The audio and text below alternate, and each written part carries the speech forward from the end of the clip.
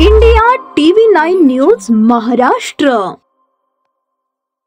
कोल्हापूर चाळ मिरज परिसरातील पूर्वीचे रेल्वे इंजिन शेड जवळील जुने वाड्याच्या झाडाखाली प्रकाश लकाप्पा कांबळे वय 45 राहणार कोल्हापूर चाळ वाघमारे प्लॉट मिरज यांचा कोणीतरी अज्ञात इसमाने अज्ञात कारणाने डोक्यात दगड घालून खून केल्याची घटना घडली होती। सदर घटनेनंतर अप्पर पोलीस अधीक्षक रितू खोकर मॅडम, उपविभागीय पोलीस अधिकारी मिरज प्रणिल गिल्डा, पोलीस निरीक्षक स्थानिक गुन्हे शाखा सतीश शिंदे यांनी घटनेची गांभीर्य लक्षात घेऊन तात्काळ घटनास्थळी भेट देऊन महात्मा गांधी चौक पोलीस ठाण्याकडील तसेच स्थानिक गुन्हे शाखेकडील अधिकारी व अंमलदार यांचे वेगवेगळे पथक तयार करून अज्ञात आरोपीचा शोध घेऊन त्यास तात्काळ अटक करून गुन्हा उघडकीस आणण्याबाबत योग्य सूचना दिल्या होत्या। महात्मा गांधी चौक पोलीस ठाण्याकडील सहाय्यक पोलीस निरीक्षक संदीप शिंदे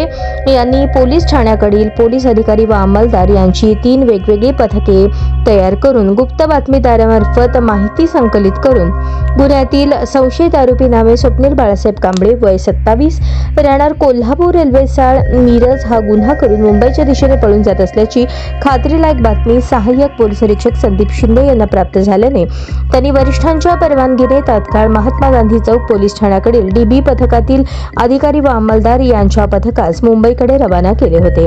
आरोपीच्या ठाव ठिकाणाबाबत कोणतीही तांत्रिक माहिती उपलब्ध नसताना नमूद पथकाने कौशल्यपूर्ण तपास करत गुन्ह्यातील संशयित इसमास मुंबई येथे पळून जाण्याच्या तयारीत असताना गुन्हा घडल्याच्या 24 तासाच्या छिताफीने ताब्यात घेतले। नमूद संशयित आरोपीस गुन्ह्याच्या पुढील तपासकामी महात्मा गांधी चौक पोलीस ठाणे येथे घेऊन येत आहेत। गुन्ह्याचा पुढील तपास सहाय्यक पोलीस निरीक्षक संदीप शिंदे महात्मा गांधी चौक पोलीस ठाणे मिरज सांगली हे करत आहेत।